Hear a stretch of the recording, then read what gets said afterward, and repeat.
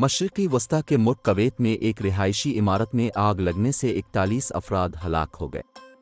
Kuwaiti media के मुताबिक जुनूबी Kuwait के शहर अल-मनक़िफ़ में 12 जून की सुबह रिहायशी इमारत में आग लगी।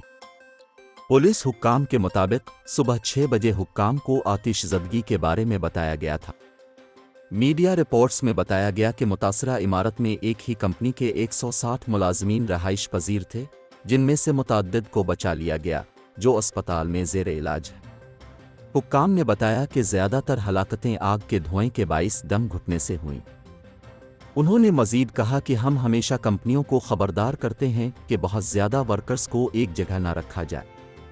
उन्होंने कंपनी का नाम, हलाक वर्कर्स की कौमियत और दीगर तफसीलात जारी नहीं की।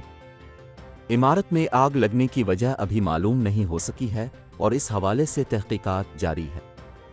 दूसरी जानिब कुवैती वज़ीर दाखिला ने इमारत के मालिक और कंपनी के मालिक की गिरफ्तारी का हुक्म दे दिया है।